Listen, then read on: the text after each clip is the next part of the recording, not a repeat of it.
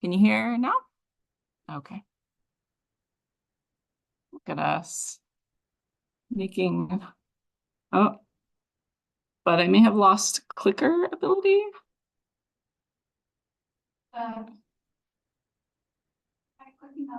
There we go. Okay, we got it. Yeah, just. Okay, I'm gonna open my deal here soon. Are those videos? Oh, and can we hide these? Yes, we can. Yeah. Sweet.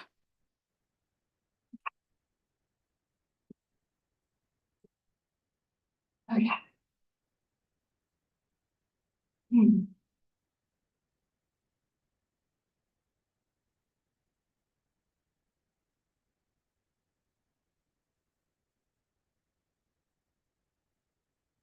It sounds like your laptop is good enough, but it can hear me all the way across the room.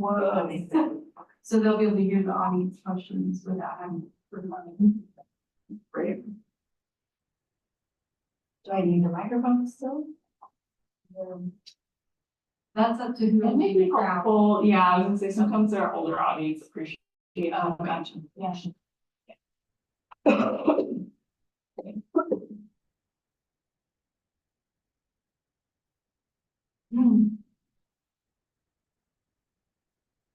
There's also some fruit or bread. Yeah, I was from Little Bread Co. Herbal tea, I think. Or cucumber water. It's very spa-like. It's good to eat that.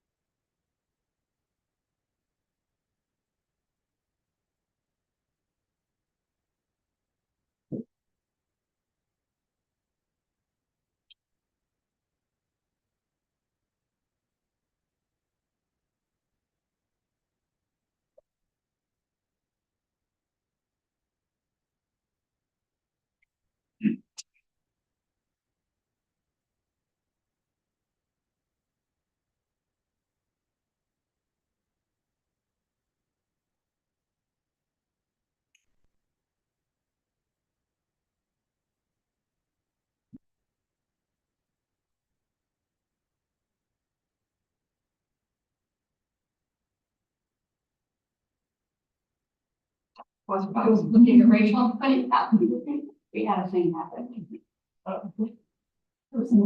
I decided to use Antina and I discussed it and decided to use the painter shade. I know it makes it more obvious, but it also makes less likely image. It's not. I'm sorry. Artists will be very good at making it look like that's not there. Before today. What is the painter shade? But she didn't put that. Hold on, box. The panel got pulled out. Part of today's it's partially like loose whenever Tina and I were playing with it, and so when we touched it, it came out and playing with it, aka fixing it. Yeah. Girl power. So we'll go to die tomorrow, and Curtis is gonna help me. I mean, yeah. He'll be very good at like making sure it fits snug. He'll come up with some wizardry, and then you'll never know anything happened there. Yeah. That's the guy. He's very good at making things look hot. Just don't go look in his office or anything. I mean, we all have that, right? It's like Monica on Friends, her closet, like the rest of her life is super neat, and she opens her closet. That's my car. Oh, that's my car. Everything looks neat and tidy, more or less. At home, no. No, my house too. I think I'm shoveling. Yeah. I would love to say this to sponsor this program so we can just have coffee at every evening program. That would help me. Yeah. I have to say, it is true that, at the last program, people were more buzzy at the end and talkative. Usually it's like, true. They okay, no. but that, they were like, and we all can take a coffee. Funny. Pros and cons, they're not leaving at the end of the program, but they're fully awake. Yeah. Saying to drive home. Feeling free to interject throughout, that was funny too, a lot of audience back and forth. Not all thought it was funny. Like, here's a time and a place, but it wasn't tracing the threads. Oh, it was the Ozark Tree Army, that membership night. I was sort of introducing the exhibit and explaining the CCC in Devil's Den, and there was St. Paul 70s hippie. She kept going, now tell us about what, and she just interrupted, I'm like, that's up next. Next thing I was gonna say. Interrupting and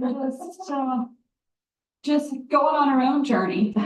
Choosing her own We're conversational here at the Shiloh. adventure. The same. He loves. Yes. Oh, goodness.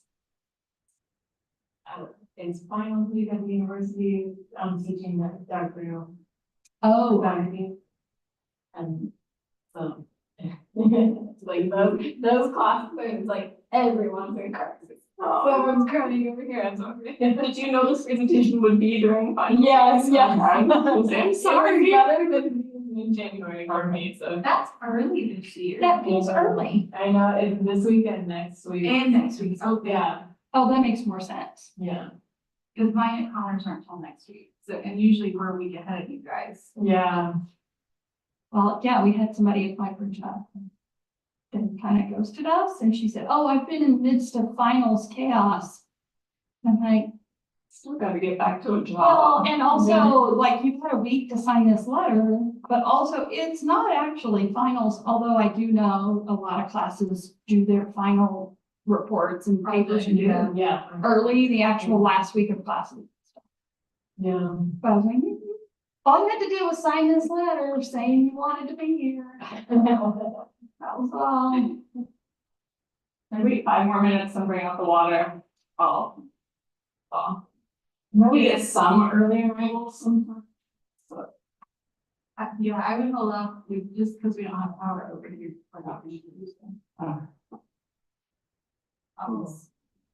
Water for hot water.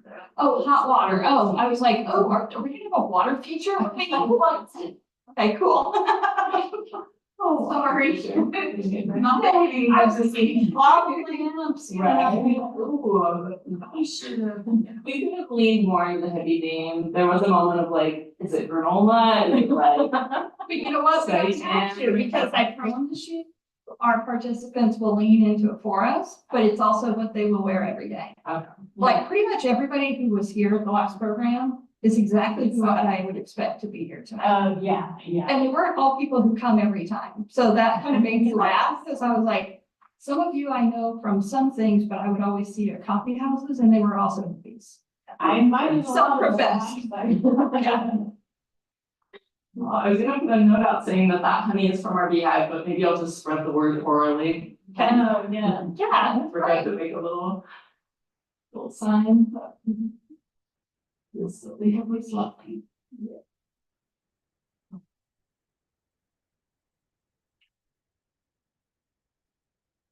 Got my new roommate, you see her. Okay. Maybe. And was it right? You were mentioning someone that might be interested in like. I'm sorry, I'm thinking any thoughts here. Was they talking to you about someone that might be interested in renting a house in Springdale? So those are also my people too. Is that Riley? Riley. Yeah, who I know Riley. Yeah. Okay, cause you finally called today.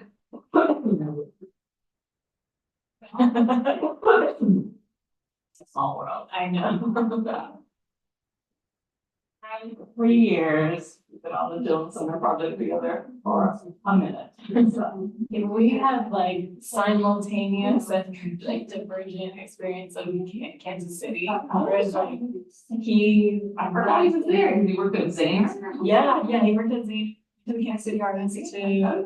And so our paths like never cross, but like there's 1 year of time where our like decade in Kansas City overlapped. It's a small So it's world. like really interesting to see like, oh, you know, so and so, and so that, oh, the guy who owns a boat takes people on the river at the market. It's a strong Kansas City to MFA of the U of A pipeline, like. There isn't a program there. I mean, now finally in the past like 5 years, there's a program at KU, but it's not But like, all. even if it had been. Just for example, like photography, it's not something they offer in their MFA, because their school has photography and school design, and not school.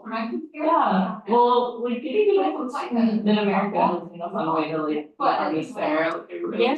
stories were. Yeah, so Matt, my partner, was sous chef at our express, at Craig's restaurants. Very cool. Yeah.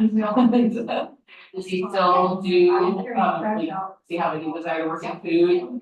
I don't think so. I mean, now that he works at Health Oak, he's like, I haven't scrubbed the grease off the floor. This is the best job ever. I hear that, I haven't worked at like an ice cream parlor, but yeah, at the end of the day when you're washing out the last of ice cream. Yeah. I think that's, yeah, that's the problem, like, it's fun when worlds start to like, well, in some ways, like. It's like where you feel like you, if you know one person, you're like 1 degree of separation. Yeah, it's like the bigger your community gets, the smaller your world gets. Yeah. Which, come on, that's sure. People aren't following my business every day, so I'm happy to know them. Yeah. Yeah, I was talking with Amber Perridan today at her studio space and talking about like, I enjoyed being, because I was at the cash artist studio on this street for like 3.5 years. And I was like, I know this is a community, but also like, I work 40 hours a week and like I have 3 kids. And so when I would go in, I would just like have blinders on like straight away. Just like, I love the people there, but there were some real talkers. Yeah. That like, and like I would say monologuers, and if they like caught you, then you're like, am I too nice to like go? So then I would keep sitting there. So I would just like buzz into my studio, which I felt bad, because like I do, like I hate people and. But I think they thought of me as a little bit of a reckless. I know, definitely like university, and it feels like that kind of trap too, because it's like, even to go to the restroom, it's like, you know, I walk the entire floor in Whoa. order to get to the restroom, so it's like, oh, then I got you. And you have a really long hello and a really long goodbye. You know? That is awkward.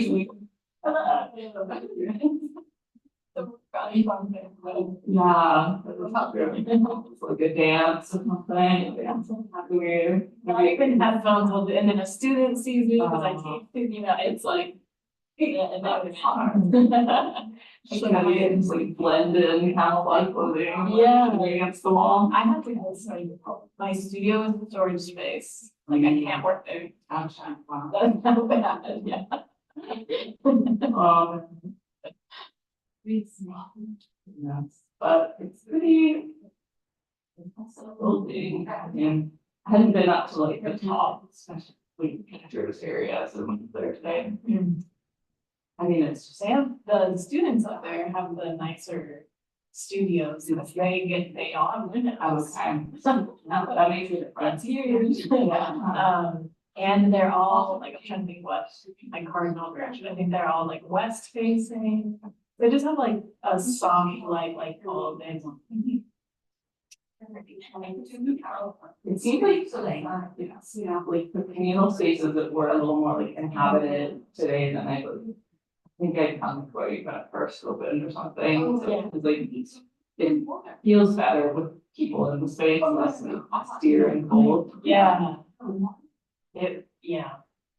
There's like not a lot of warmth to that. Right, like it's a very like MoMA edition vibe. Yeah. Like, yeah, maybe like they have those like seated areas, but it cushions on the like sort of theater seating that's like near the stairs at all. Oh, Is it just like concrete and wood? it's like, it's wood, and they have, I've seen cushions there like twice for like a special event, so they don't belong to the space. I mean, what do you those cushions out? Yeah, and, but I think Yeah, those are all the main, right? Every architectural drawing, public space, like, Yeah. they get one of Yeah, those. there's no long Very time.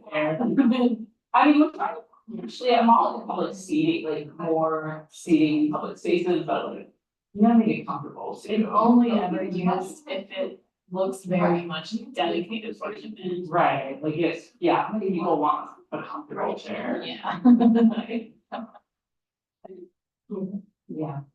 I'm gonna. I'm gonna chat with Cynthia at some point, see if I can post to her that I wanted to make slip covers for all the like seating at the momentary, just like, Right. I'm like thinking about like what's like hard, like neutrality and like furniture, and it's all like hard modernist, you Yeah. know, things. It's not neutral, that's like a very specific kind of aesthetic, and so like, yeah, why can we not just like cover that and like quilt and tassel and like embroidery and like, I think that just sounds like really fun. Yeah. Just, yeah, more about those like She said we did. anonymous, like, mid-century, like, very masculine, cold. warm. So that's my goal, so cover us here, but just. One of the, Everything else, like. and then just like jogging for free studio space, like, a project. Almost. Yeah. We can, yeah. Yeah. Yeah, I'm still not like. I mean, planning, but just in the morning, prepares house, like, I know. I know. for the community. It'll be there as an Airbnb. Right. I know. I know. I got, there's an outside grant for students. And it's $10,000. And I proposed, like a build out for my storage container.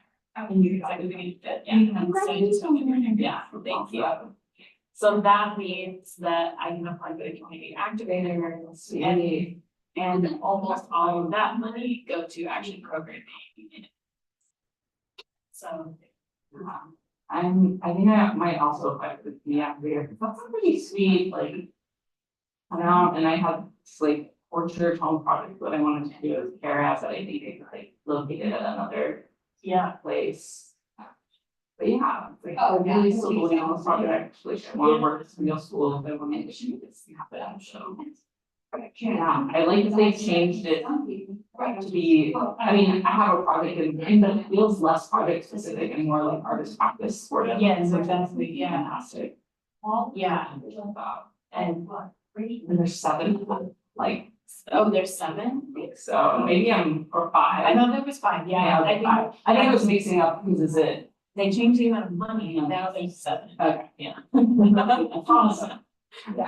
Yeah, I think I hadn't like considered that grant before, because I thought it was like so specifically project-based. Ironically, now I have a project, but I appreciate that it's more. I know, practice. yeah, similar, and, you know, just working in Kansas City, like, I always think about the American Arts Alliance, but they always have so sophisticated application processes. Yeah. To a point where I applied for a grant before I applied to Mid-America Arts Alliance grants. And that's, Well, I went to the, because that, I think that's a big change. Oh, good. I'm ready. Oh, there's mine. Okay, I'm in the street. Oh, you need any water? You need any help? That's all I need to. Yeah. Next, yeah, same here. Hi, Chris. How are you? Hi, Megan. I'm so happy you're here. Thank you. I have one friend she's gonna be here via. Hi. Hi. This is my friend Nancy. Nancy. I've known her since 1975, so I'm not quite when she was doing all that radical stuff. Oh. Yeah. But I think I moved here in June of 75. Really? Yeah, I thought it was further back, but that's fine. Feels so I'll do what they tell off it. We don't sell some. Yeah, the clock was, I think it was, You guys are doing that. it wasn't in We know the west is that. I think it might have been, yeah, What was in high roller cycle? right, it might, First thing. right. We never know. It went, I think it moved into the big place when I was living there. It went into the big place was on Watson. Right. No, I, Right, it was on Watson Street. It was- I like to. Anyway. But I did, somebody gave me something, Janet Marsh, it was from Marsh, and she gave me a booklet that has some of the history of the co-op. Oh, nice. And, yeah, and it did, I was always first thing I looked for was Exactly, yeah. do they, yeah, they couldn't. And they did. Well, they were quoting John Deere, Uh-huh. his article, and No, I understand you were saying. Right. Yeah. Yeah. 77? they, I don't think it was, I think it was before that. with Also. Oh, maybe it's article. We enjoy it. on and we call it so. I'm sure when it's Right. also in that it's. Yeah, that's true. They go out one section and do their little about us, when Did they do put her in there. do Good. they? They just, yeah. But They should, they should have, yeah. yeah, because she, yeah. It was her. She Yeah, was too young. sometimes I mean, I used to tell people that, you know, that one, I didn't know what to tell them that. I just got up. Yeah, We yeah. just like, because it happens so many times that you Yeah. know, not really. I brought, you've already seen them, but. Oh, nice. Oh, I remember this. And yeah, you're welcome to shuffle through them. You know, I took more, How pretty are these? And, yeah, I think I took just about every one home. they're all made from clippings from the newspaper. They're very pretty. There's Gordon. Yeah, And there's there's one. a couple more. And when we were going, was like, Who is this? you The know, way, this Joe, I think, he's the archivist on the group. I'm sorry, he's not. I know. He's the not really. Yeah, he told me, well, I think we should go. He's in his burden, But, yeah. He's the. He's the, right, migration, I just, I had another thing, my, people get it, over here. I mean, he's our little, you know, it's like. I showed this to some kids who are, who were doing a housing price, yeah, not, we don't try to get paid over the current price. And I showed this to them, and they lost their mind, and they were like, you're not. Oh, no, the last event, there was, you're in a relationship, Yeah, yeah, yeah. and that was so fun. Neat. You know. He's running for state rep. all of those things, you know, Yeah, he's very cool. This is very cool. Yeah, yeah. and you put all this together? Yes, yeah. It was in UK. I don't think I was here when they were from. Yeah, it's not. I don't see how. It was very short lived. Yeah. It was like a lot of things. Yeah. That. Some things. You know, which were 24/7. This is my nephew office. But now. So what might be interested in that? I will have one. Oh, yeah. So what do you get a master's in? Mine is in poverty. Oh. I actually did type of photograph. Oh, I So see. you can, access the video on your phone, like you're gonna take pictures. Yeah, I don't know how to do this. Yeah, it's. Like the account was fine, it's the messages and the comments and stuff. And it was in the good stuff. And so anything that says there can be everyone. It didn't matter what the history of that. Someone. Okay. How they all.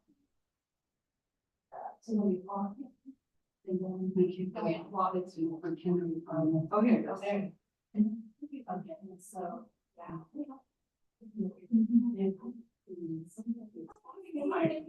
Good, that's very odd. You said the man can stuff back, right, and then you can. Yes. Ooh, okay.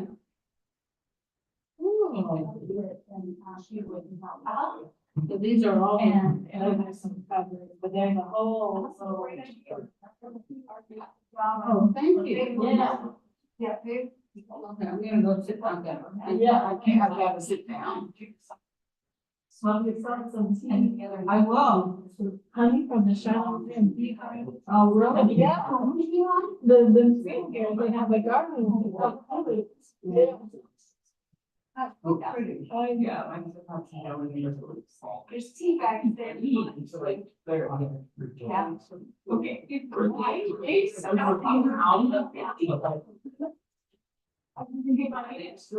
Okay. Yeah, I really do. Okay, yeah.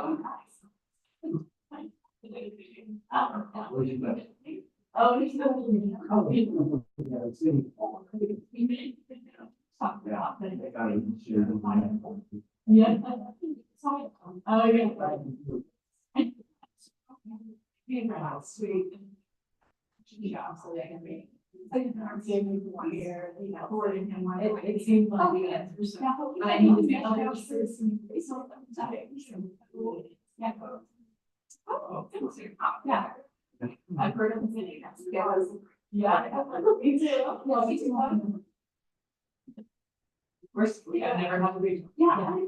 I just think you use some of my audiences will be because also in school. Part of my community, and so yeah, I don't know, one side I put my small collaborative. Just like the other drivers are very At from the school. Oh, yeah. Yeah, so the school is my name. Yeah, especially, especially, when we were neighbors. That's very much. Yeah. Yeah, I was.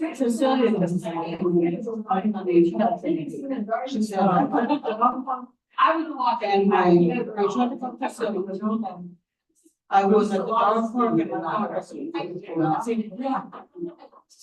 Yeah. So there's places here or. Okay, that was my, okay, that was my. Okay. Yeah, I kept. I didn't buy. That's all, turning it back. that's how I fix my coffee. I turn it off and I turn it off. And it usually. Yeah, how are you? Well, We're just like aging together and you probably don't be separate process. So. Oh, I will see it. yeah, I just now, it's like, kind of for like, I mean. I mean, I don't be rude. I get 60. I don't think I'm. Oh, you think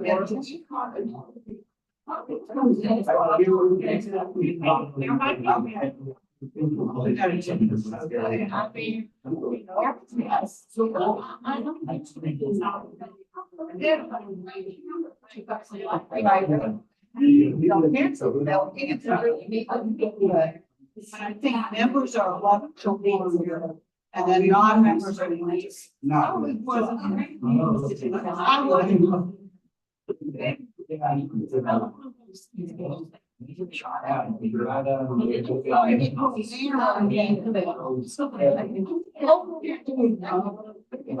Well, this is.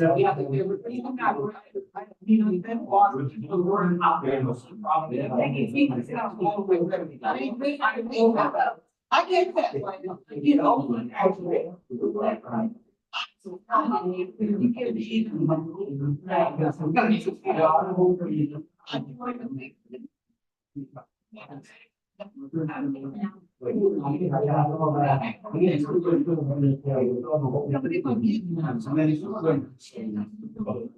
Hey,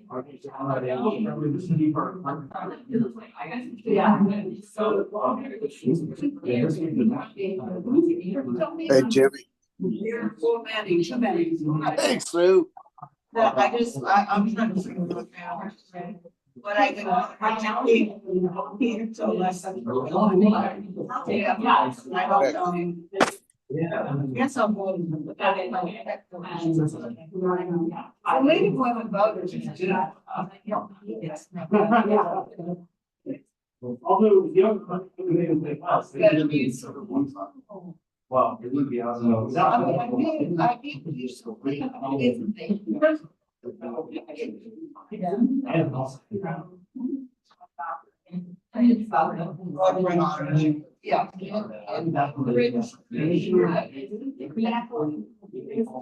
Maybe that's a big one. Well, we already want to get next week, and like temporarily.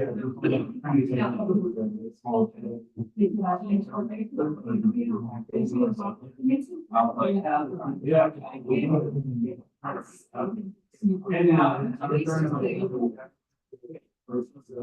Yeah, she needed this function. She was driving and it pronounced it. She did see. She was looking at all three of these things. She was looking at that. I.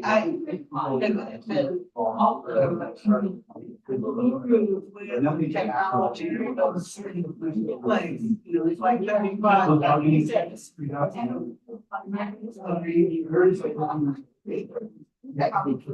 So I said, I want to take some. I have already taken calls, yeah, I have been, and currently. I think. I won't see it.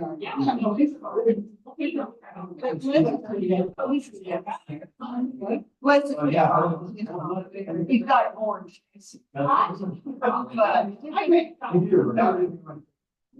Small. I mean, if I can run. And I don't really miss.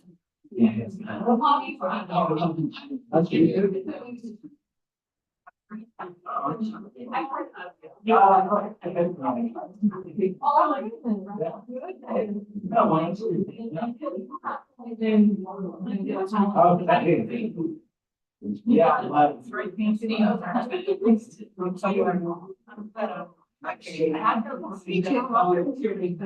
Here, for sure. No, I don't know, I said, sure, just, I just.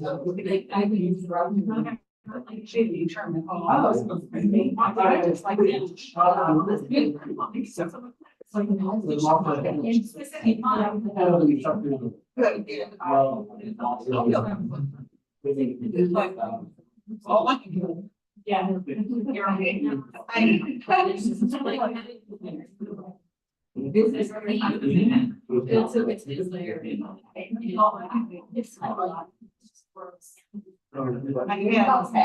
Yeah, but how far was it?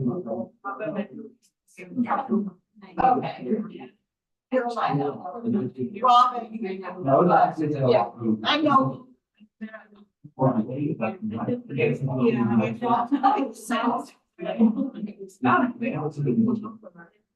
Yeah. I've always.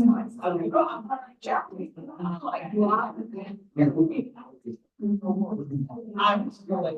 No,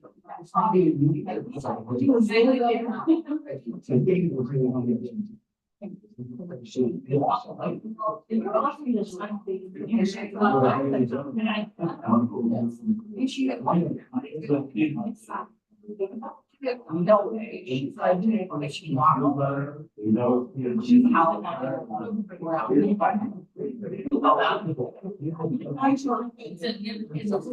Can you hear me?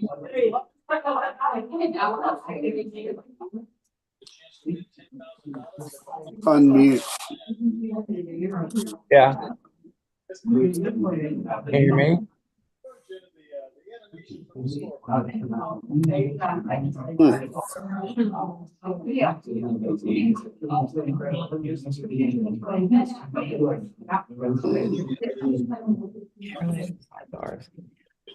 I don't know. It's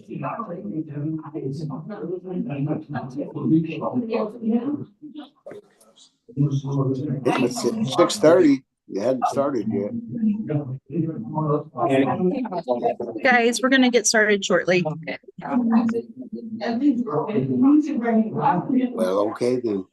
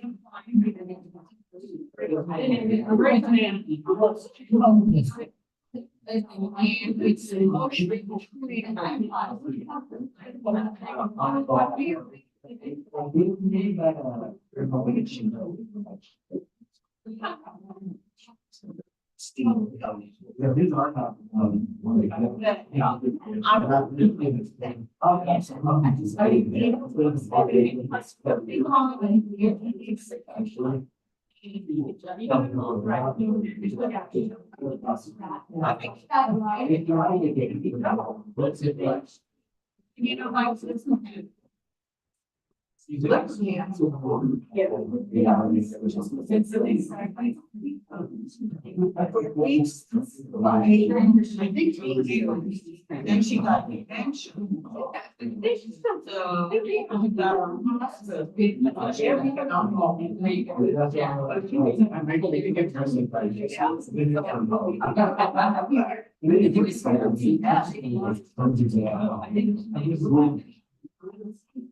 Yeah. That was great. Sure. I got my notes up there. Yeah. Testing. Good evening, everyone. I want to welcome you all, encourage you all to come take a seat. We're going to get started. Welcome to the Shiloh Museum of Ozark History. I'm Danielle Hatch, the program manager here at the Shiloh, and we are so excited to have you all here this evening for this program, which is part of our Not Strictly History series. This is our monthly history program that we offer in the evenings.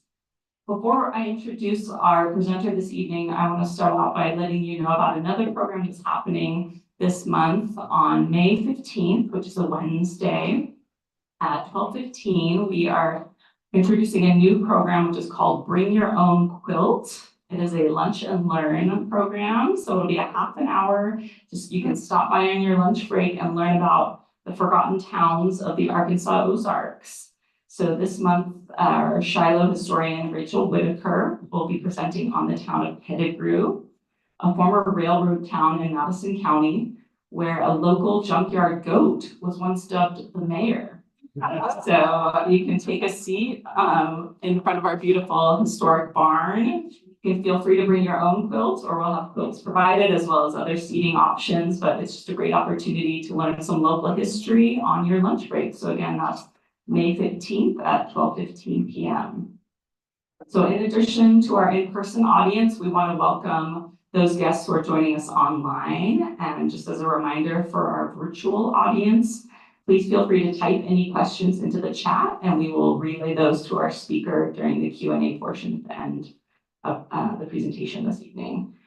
So this evening, we are pleased to welcome Megan Papabailo, who will be here discussing Fayetteville's Free Switchboard, a community in the early 1970s formed around a short-lived counterculture newspaper with the mission of organizing a network of free support for basic human needs on the ground in Northwest Arkansas. So please join me in welcoming Megan.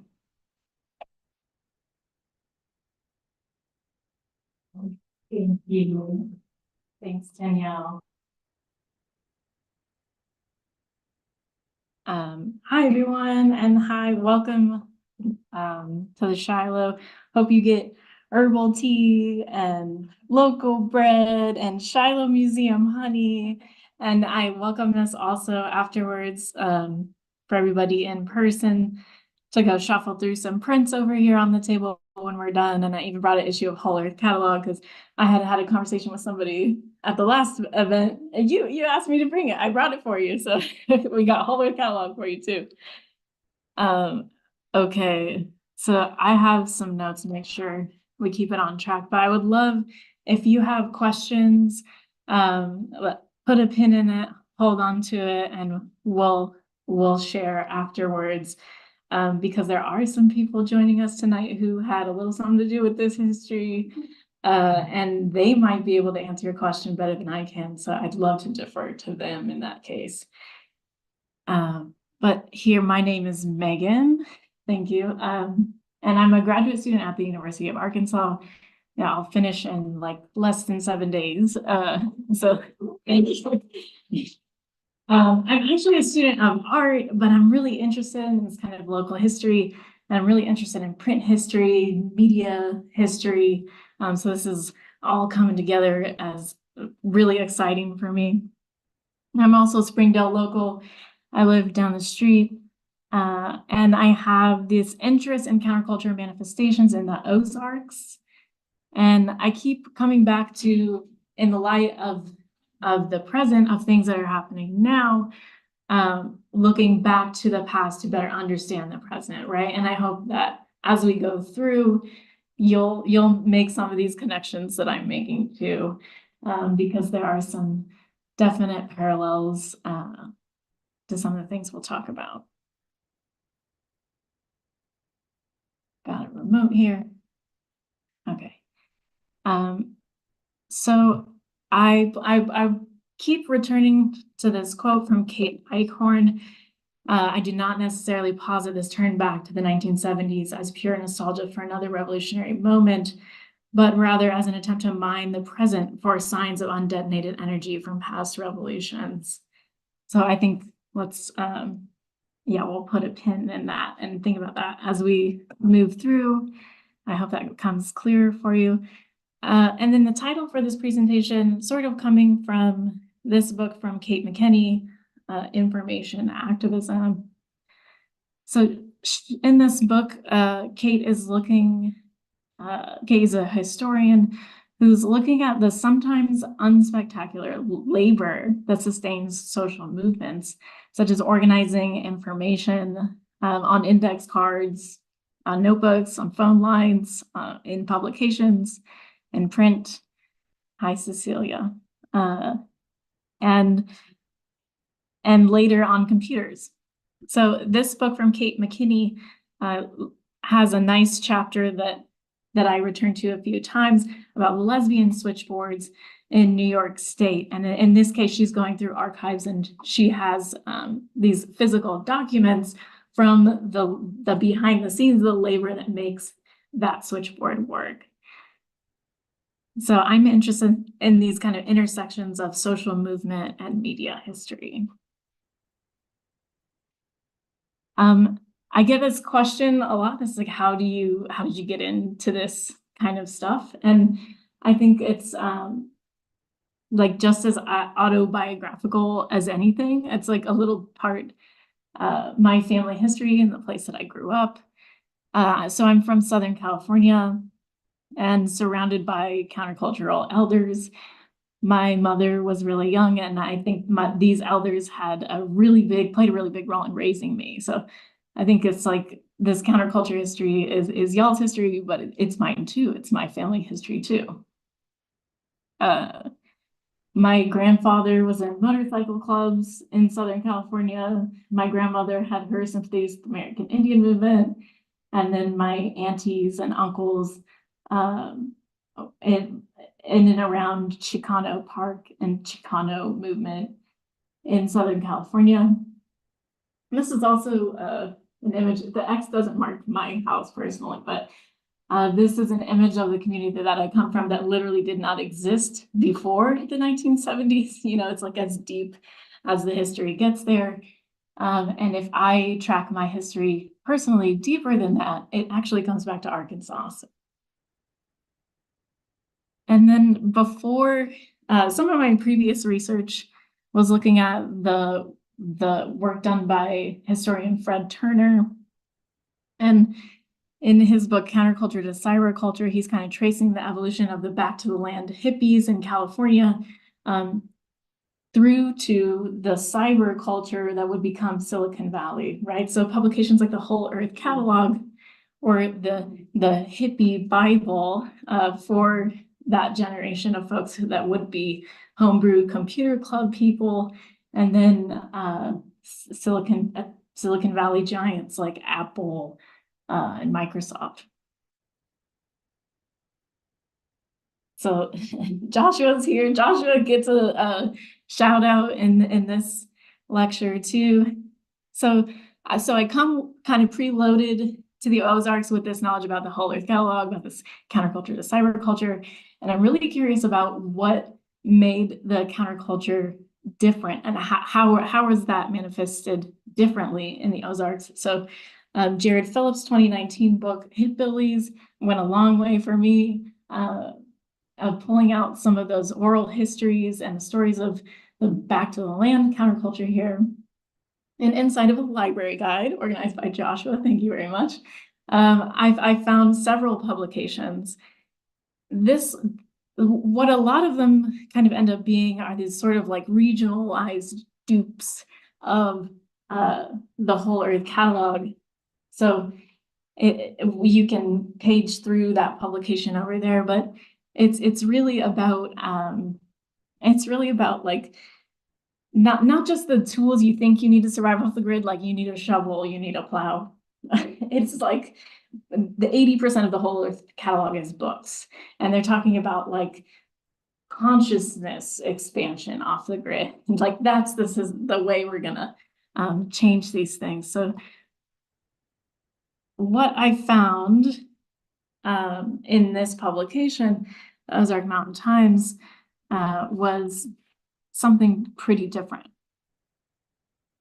So while the back to the land countercultures want to make a new world away from society, in some instances this is kind of like away from politics, and we want to make the world new, outside of the cities, go back to the land and survive off the grid.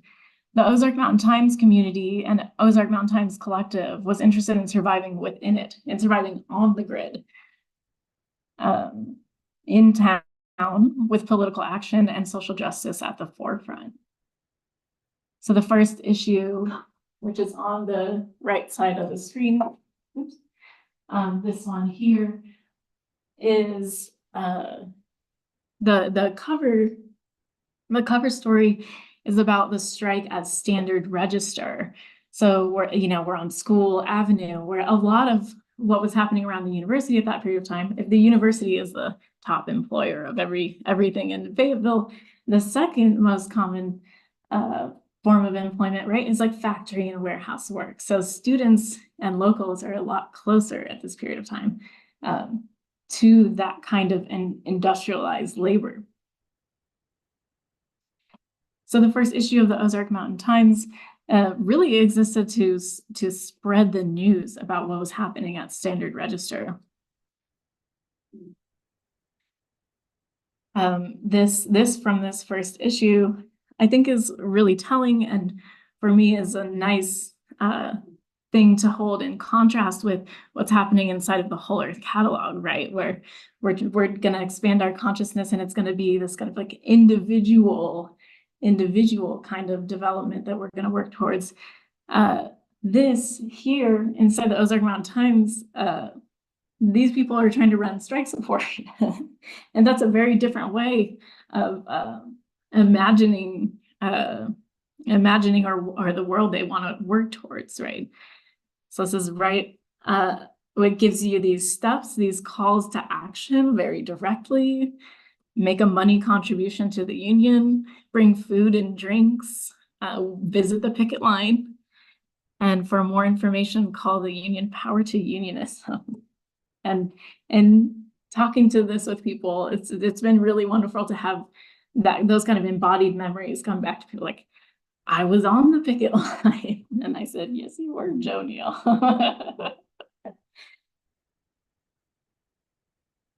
So There are a few things, this is a wall of text, we don't have to read it all, but there's a few things that I'll pull out here, and that's this very first section. So 4 people, Joe Neal, Joe Saunders, Jimmy White, and John Cook, living together and working together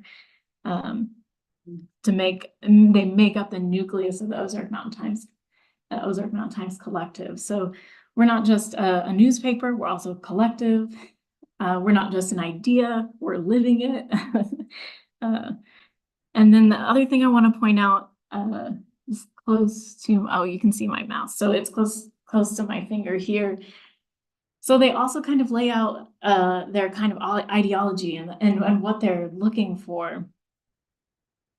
Since it's traditionally, newspapers have been the spark for illuminating social injustices in American society. We see as forefathers William L. Garrison's Liberator, which is an abolitionist anti-slavery paper. Idealistic brothers, the IWW Union, which is not just any union, it's the first racially integrated union. It's a vehemently anti-capitalist union, right? So not just labor power, but a special kind of labor power. W.E.B. Du Bois, who we know as a socialist, and Eugene Debs, a famous socialist, American socialist, and a host of other radicals who gave their time and energy building movements for social justice.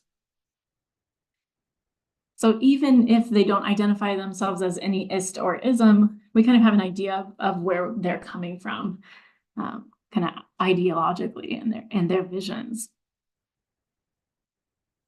Let's see here.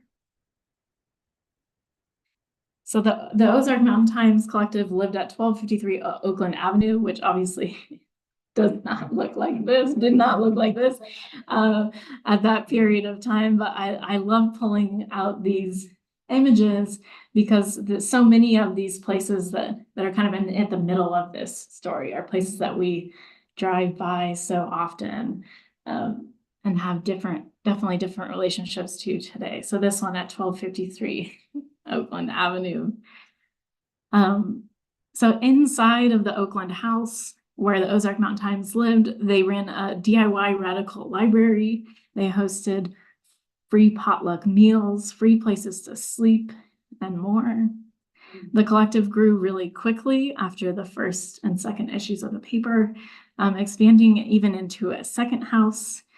If anybody can find me that address, let me know.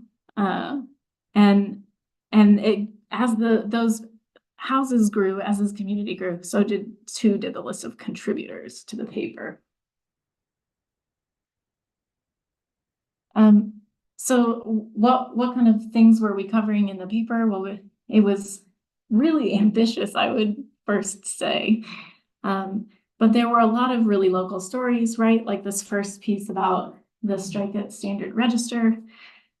In the middle there, you know, the closing of a beloved local arts and culture kind of music venue.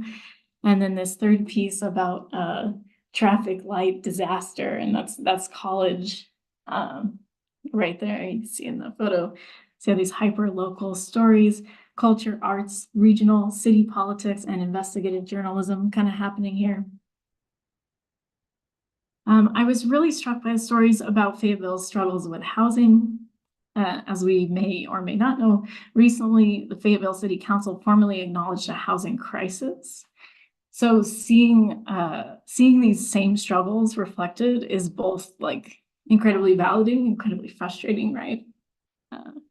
For somebody who cares about this stuff. And then on the other side here, this Action Housing Committee is something that please, again, if anybody knows anyone who worked on this, please let me know. This is very interesting stuff to me. The Action Housing Committee. So it's a grassroots volunteer-led effort to rebuild houses. So if there was something wrong with your house, if your roof is caving in, you could call the Action Housing Committee and volunteers would come and help you repair your house for free. So incredible.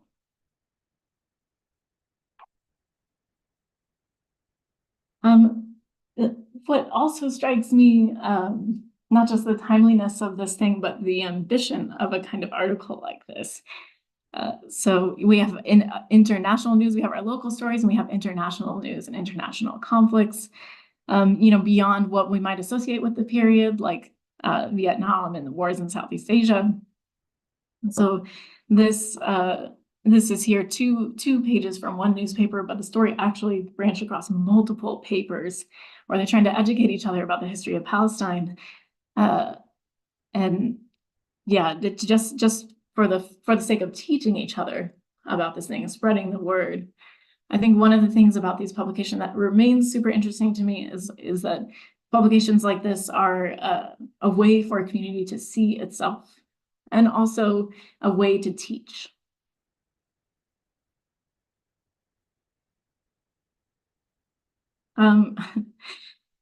One of the other things that stands out to me is also the role of women in this and women contributors to the OMT.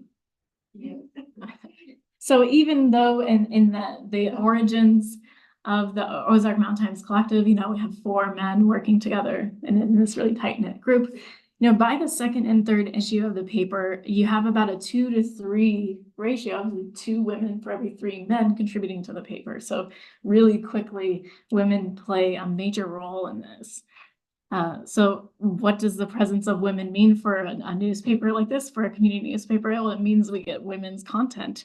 It means we get articles on women's health, women's perspective, and women's issues. And just, coming preloaded like I do with knowledge about these kind of coastal countercultural things happening, I know that this is also very early in the timeline for women to be taken seriously in these kind of social movements. So women as participants and students for democratic society, for instance, are still struggling to be taken seriously in their organization by this time, 1970, 1971. Women in the Black Panthers, for instance, aren't playing such a major role until about the mid 1970s, 1974, 1975, with Elaine Brown's role in the Black Panthers.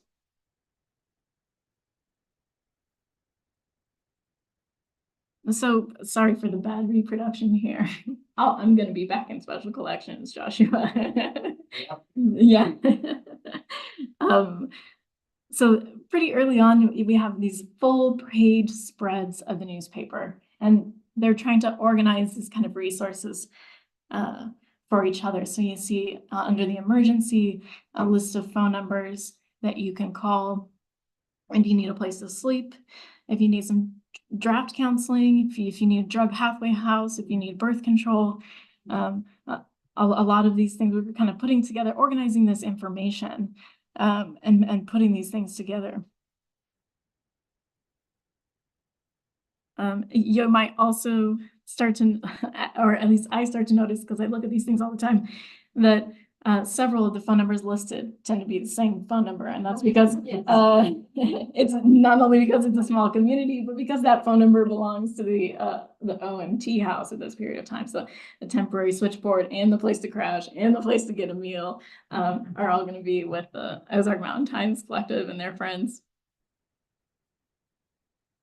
This is just an enlarged piece from the center of that last image. So, and I'll read just a little bit of this. So the reason that we do this is that we believe that it is an inalienable right of every human being to receive certain services free, no questions asked, with a smile and the blessing of society. So among these vital rights, they think are decent housing, nutritious food, full medical care, all legal counsel required in any court, whatever education an individual deems necessary, and a simple respect for the right to live. And then this last sentence, we believe that all people will work for the general welfare if ever a society can exist where a person works for everyone else, not the profit of a rich few. So by organizing this information and working together and extending civil rights and care to every individual, that's how they imagine they create a better society. Sounds oddly like it should be today. Yeah, it sounds pretty good. It held up well, yeah. So here, the temporary switchboard, it starts to appear all over these different issues of the paper. It might be in that full page spread, but it's also in the classified ads, and it's also, they just put this wherever they can. So what we're just talking about is the goal of the switchboard. And this era of the Fayetteville switch starts as a phone line and file cabinet in the Ozark Mountain Times house.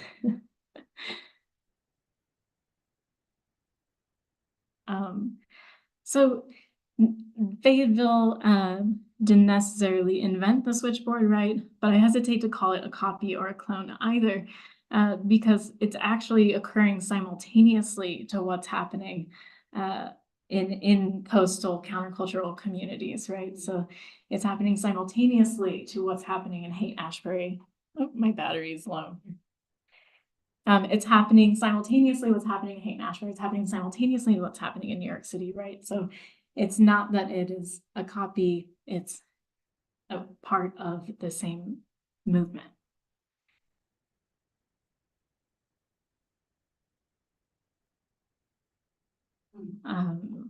Nope, sorry.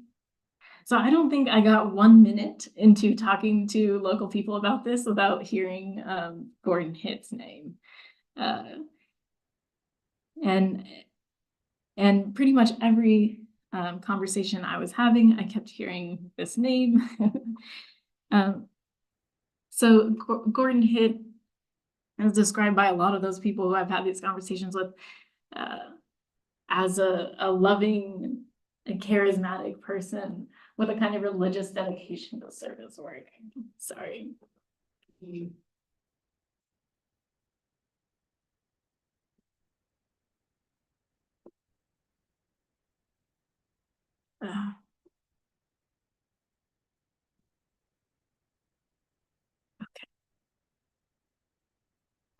Joe Neal sent me this memorial for Gordon.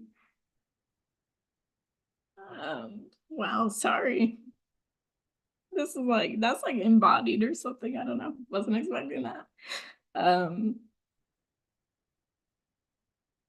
Yeah, so Gordon, after his work on the switchboard, would become the director of the first crisis center in Arkansas. So it's like, I've described this to some people as like maybe you test drive it in Fayetteville, and then you take it down to Little Rock, then you take it to the state, and something about here that I gotta point out, if anybody remembers the way it is, please talk to me about that. Very interested in that. And friends at the Ozark Food Co-op. Cecilia can tell us about that. Farms in the country around Fayetteville. And his group of friends, the people that he's living with this period of time, is the family called us, right? I love the way Joe puts this. Plus a large assortment of mystics, futurists, and artists. He gave his family a name, the family called us. So that this is not the building in which this existed, but this is about as close as Google Maps is going to get you. It's actually this kind of lot next door, because the building no longer stands. So growing out of that file cabinet and phone line at the OMT house on College, this here on College, a house that stood next to the Psychic Center, was where the family called us lived together, and where they had the switchboard headquarters. So I love this drawing of this building too.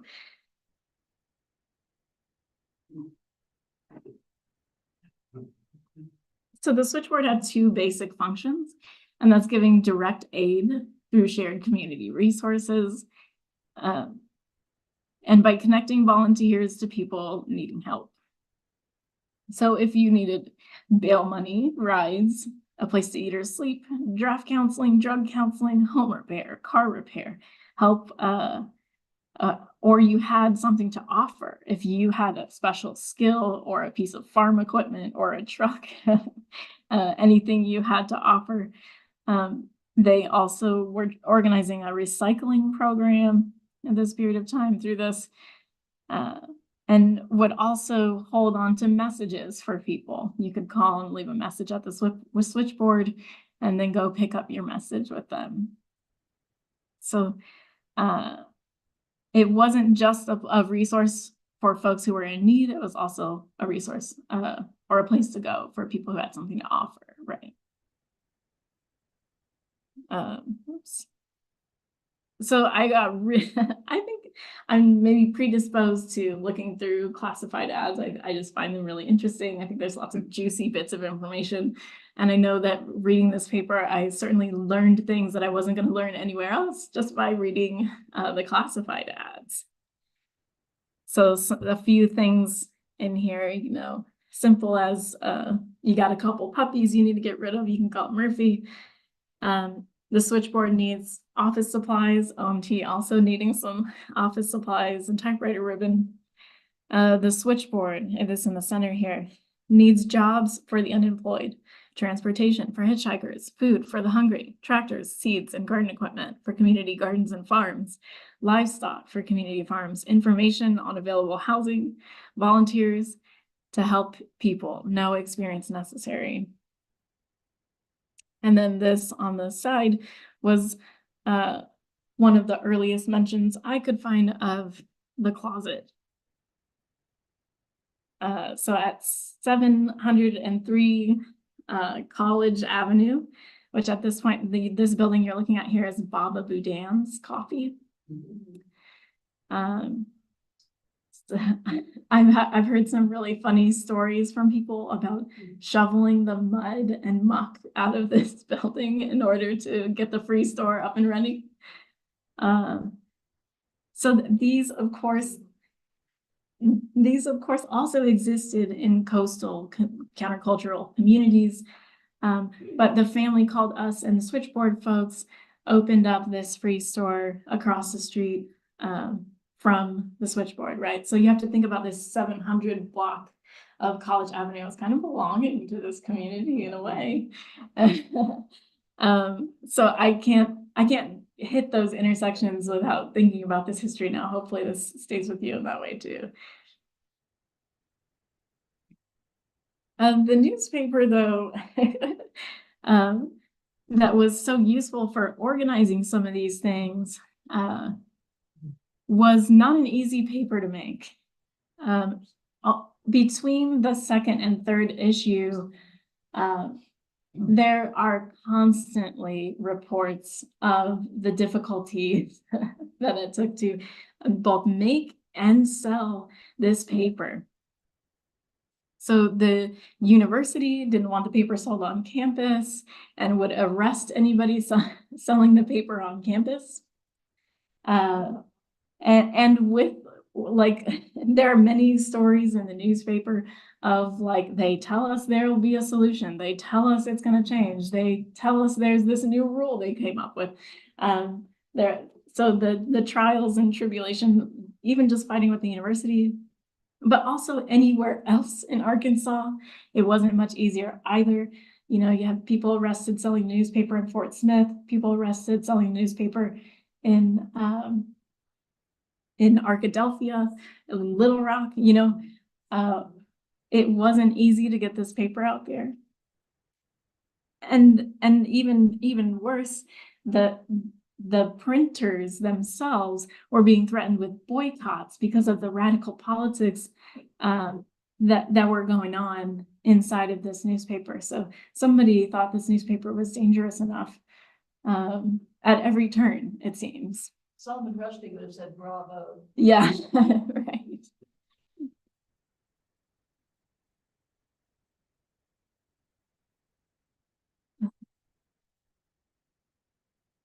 So the paper begins in 1970, ends shortly thereafter, really. It only lasted about a year, a little more than a year and a half. for a lot of these reasons, but also for really just interpersonal reasons too, just people interested in other things and moving on.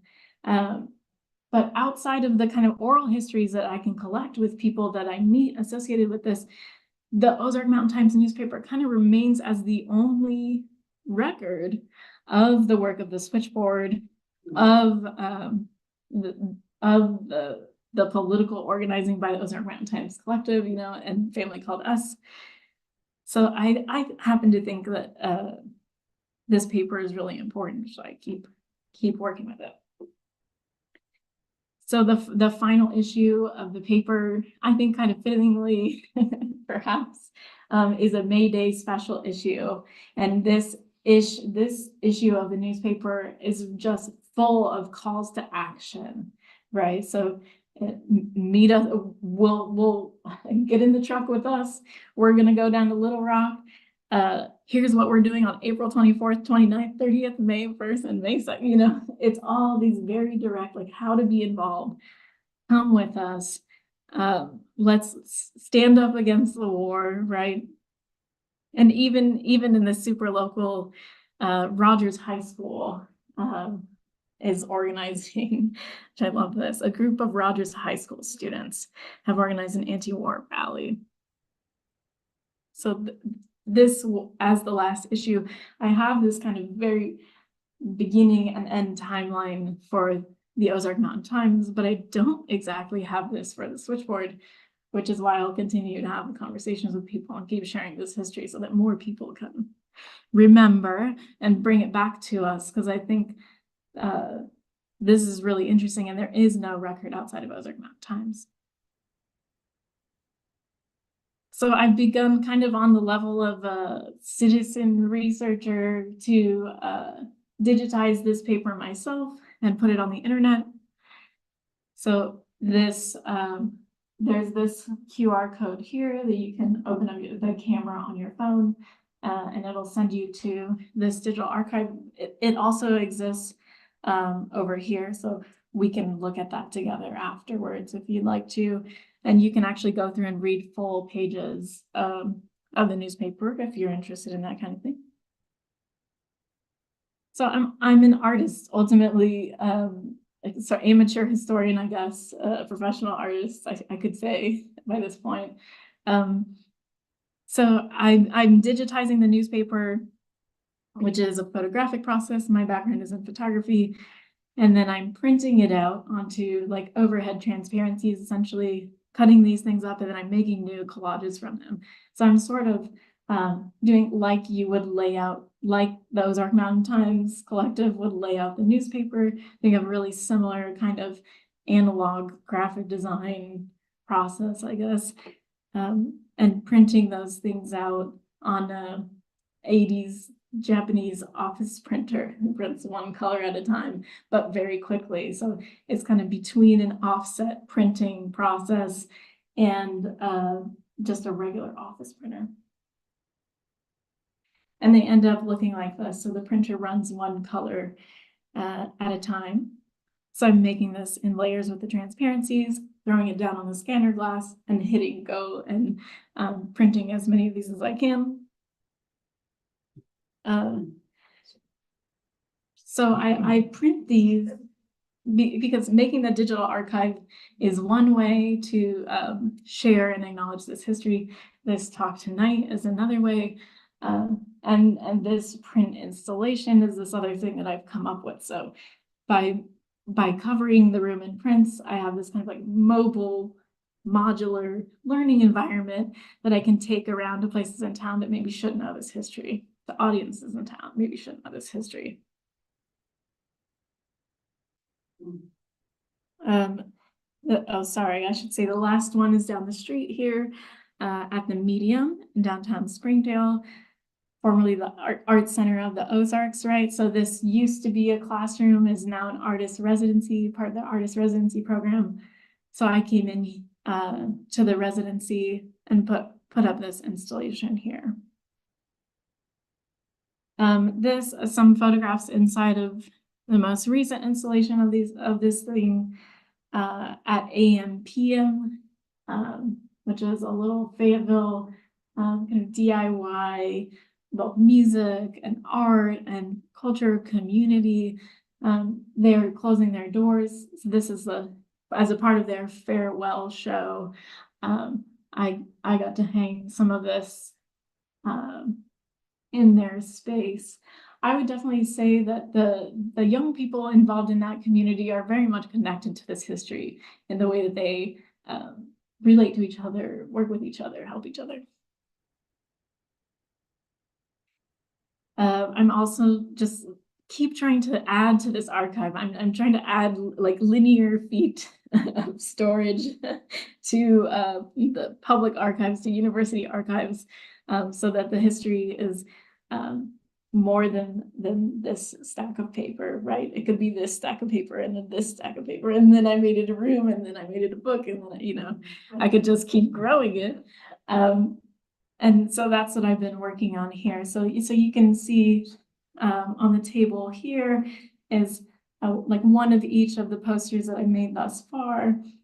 And then this kind of box set that I've just put together and had a conversation with librarians at the university. They will make a box for my box to go in storage.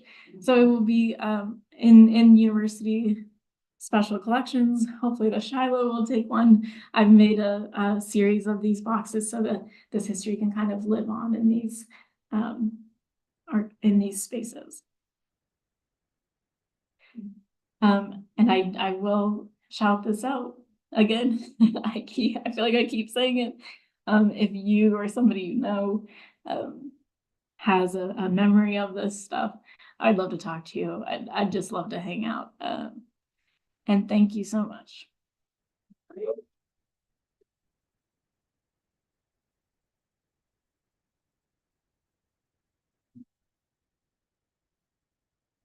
We've got about 15 minutes for Q&A. Feel free to raise your hand if you have a question, and then we'll relay any tomorrow.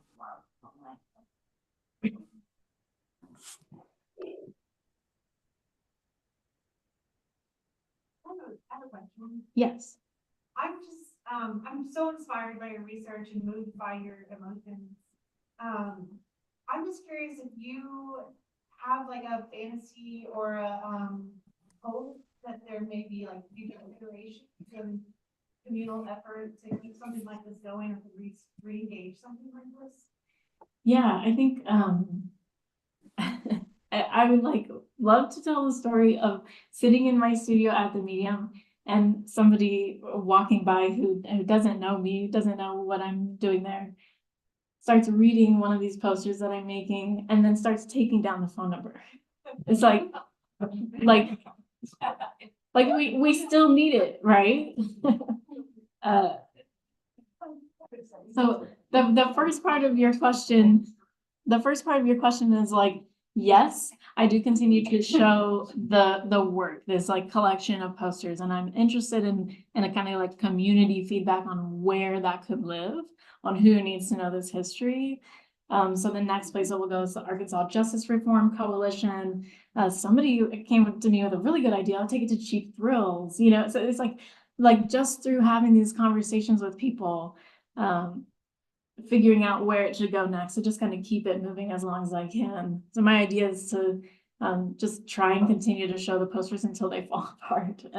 In which case we might have to rely on the box of special collections or something. But by that point, hopefully I've made more posters and zines or whatever. Maybe somebody else has made some too. Does that phone number go anywhere? And if not, do you intend to change your number to? No. Oh, and I guess this gets to another part of your question is like, so my interest is like, I don't believe that I can be like a replacement for social services, you know, like that's not what I think is my like mission or goal or purpose in life. But I do want to think about this way of being resources for each other, and I think that's my vision for my future role in kind of like local community, in an arts community. It's like I want to imagine an arts community in which we can help each other like this. Come on, you better get in there. Yeah. Better come in closer. Yeah, and there's, I don't know if it's still going. I know they started a few years ago, but it was an attempt in a digital format of that sort of, I have something, you need something. yes. I don't know. I wonder how it compares to some of this. Yeah, for sure. So obviously, like these are ways of organizing information before the internet, right? One of the reasons why, like I don't need to be the human replacement for social services, but I also don't need to be Facebook either. Like that also exists. Yeah, and that group that you're talking about, and Yolidarity, there's a couple of cool ones, and I think to me, that just shows that like this is underneath the culture here, or it is kind of like still active here. Yeah. Megan, could you repeat the question or the comment that's there at Shiloh so those of us on Zoom can hear? Yeah, the question was, have you heard of these Facebook mutual aid groups and things happening on Facebook? And I'm saying, yes, they're amazing. And I know there are a few more groups that are organizing information in that way. Like, I have something, you need something. Thanks for your question. I do have a question. Whose collection of the newspaper are you using to digitize? Yes, great question. They ask, whose papers are you digitizing? And I've been digitizing papers both at special collections at the University of Arkansas, Fayetteville, and also the Shiloh Museum has issues of the paper. So I cover to cover got to photograph 2 issues of the paper here at the Shiloh Museum. So those are things that you can visit in both places, actually. If you make appointments with those people. Thank you. How frequently were they printing Ozark Mountain Times? It seemed like there's a kind of like a volume 1 and a volume 2 of the paper, and they seem to kind of publish at different pace, but it seems like almost every 2 weeks. Like 2 weeks, 3 weeks, there's another paper. We're just going. You might know, you sold the newspaper. I'm sorry to put you on the spot. I'm just so happy you've done it, because this was a very special part of my life and very short. Yeah. And this is just so wonderful. Yeah, it was thrilling to see my name there. Yes. Yeah, for folks on yes. For folks on Zoom, for folks on Zoom, someone is here with us tonight who sold the newspapers, and I met her at the Shiloh Museum at the last Not Strictly History conversation. Really cool. Yeah, so good to see you. So I was trying to get her to help me answer a question about how often they were printing the paper, but It seemed like all the time. yeah, all the time. Yeah. Yeah. Thank you. Who was that sold the paper? Who were we speaking with? Oh, they asked who was selling the paper. It sounds like somebody else might know you. You know who's on? Wait, who are you on Zoom? My name's John Cook. I'm on Zoom along with John Jimmy. Cook's on Zoom. Oh, John. Yeah. Hey, John. Hey, John. Who is it that's speaking with John? Huh? Who is it speaking to John? Dawn Bennett. Dawn Bennett is speaking. Hey, Dawn. He says, "Hey, Dawn." I'm the switchboard. I'll connect you too. Yeah. All right. Thanks. We're probably about done. If anybody has a little question. Well, Jimmy White is listening in. I see him, but he's muted along with Sue, who was part of the collective. Okay, great. Well, Jimmy White is listening, who was a part of Ozark Martin Times Collective. Everyone Yes. goes, oh, Jimmy, they know. Hi from Florida. And Sue as well is on the line. Hey, y'all. So, I heard reference to Cecilia. Is that Cecilia hit by any chance? Someone's asking about Cecilia Hit. They heard somebody reference Cecilia Hit. Yeah, it is Cecilia. She's here tonight with us. And so is Chris Klein as well. Ah, We should wow. say, Cecilia was instrumental in what has become the Ozark, what's the food co-op? Ozark Food Co-op. Oh, yeah. Oh, okay. Yeah, they mention you, Cecilia. Everybody knows you. And the real ones also know that you're so instrumental in starting the Ozark Natural Foods Co-op. So somebody's chiming in to acknowledge that. Thank you, Cecilia. Those things come from seeds that travel from other places too. Yeah. For example, a lot of the things that went to the switchboard, when I lived in California, they were happening there. And I don't know if you're familiar with the Diggers. Yeah, well, my dog's name is Emmett Logan. And my brother Gordon came to California, I'm sure he brought things back with him. As I did for an idea of what the travel is growing. Yes, Cecilia's just saying, if you can't hear us on Zoom, but that also that travel, the seeds for things like the co-op, for things like the switchboard may have came from somewhere else. And Gordon certainly spent time in California, and so did Cecilia. And so the inspiration from folks like the Diggers doing their work in California, something that they definitely brought back to them in Fayetteville. Am I doing okay? Yeah. Okay.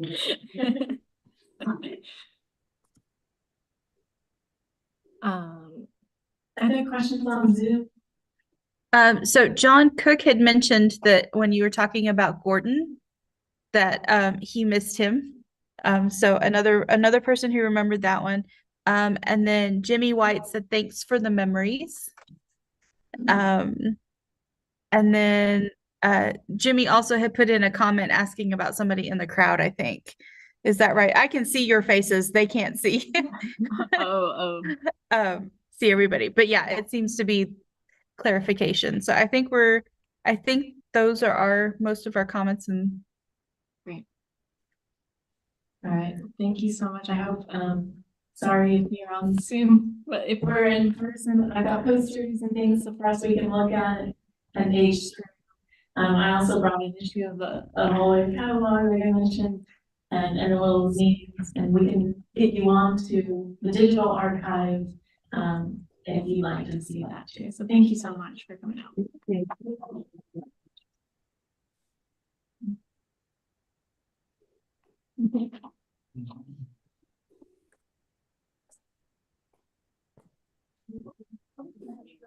That was fun.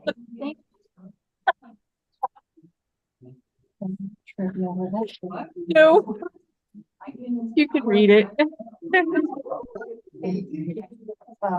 was fun. And she also reminded me of one that I knew about. I know about when I can.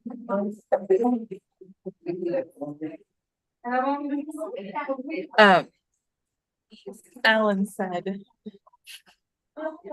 there were 3 NWA women's newspapers between 1975 and 1998, and she can provide you with more information if you like. I gave her email address.